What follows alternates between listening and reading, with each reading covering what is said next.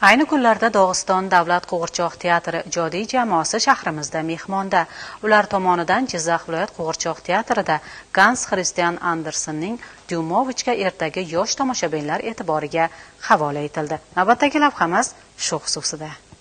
Ayta joiz, mehmonlar tashrifiga Jizzax viloyat qo'g'irchoq teatrining ijodiy jamoasi tomonidan alohida tayyorgarlik ko'rildi. Yosh tomoshabinlar va ularning ota-onalari, tarbiyachilar va mehmonlar ishtirokidagi tantanali tadbir avvalida Dog'iston davlat qo'g'irchoq teatri badiiy rahbari Aminat Yaxyayeva boshchiligidagi ijodiy jamoa sahnaga taklif etildi va ularga qo'g'irchoq teatri jamoasi tomonidan milliy liboslarimiz bo'lgan to'n va do'ppi kiydirilib, bunday ijodiy hamkorlik albatta kelajakda o'z mevasini berishi xususida ta'kidlandi. Ma'lumot o'rnida ayta joiz, joriy yilda Dog'iston Respublikasining Maxachqal'a shahridagi Dog'iston davlat qo'g'irchoq teatri bilan Jizzax viloyat qo'g'irchoq teatri o'rtasida hamkorlik memorandumi imzolangan edi. Maqsad ijodiy hamkorlikni mustahkamlash, o'zaro tajriba almashish va hamdo'stlik munosabatlarini bundanda rivojlantirishdan iboratdir.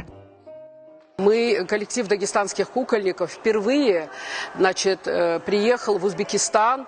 Театру нашему, Дагестанскому театру кукол, 85 лет. Мы вот сейчас буквально 4-5 октября открыли свой очередной 85-й театральный сезон и приехали к вам. Мы привезли спектакль «Дюймовочка». Он побывал за границей и в Сербии, и в Финляндии, и в Украине, и в Армении, и в Белоруссии, и в Китае. И занял гран-при на престижном фестивале в Сербии, буквально в 2024 году. И этот самый лучший, один из лучших спектаклей мы привезли и на Джизакскую землю. И мы желаем тебе счастья. Va nihoyat barcha intiqlik bilan kutgan daqiqalar yetib keldi.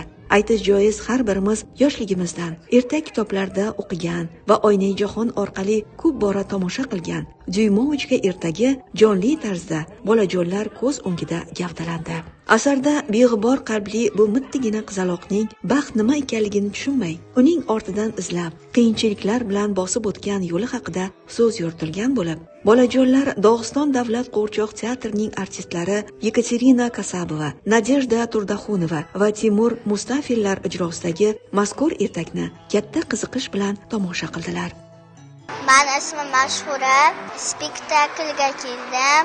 Dyumovichga spektakl. Dyumovichga baxt izladi va topdi. Spektakl rosa yoqdi menga. Xalqimizda ertaklar yaxshilikka yetaklar degan gap bor. Darhaqiqat, ertaklarning sehrli olami kattani ham, kichikni ham befarq qoldirmay, doimo ezgulik sari chorlaydi.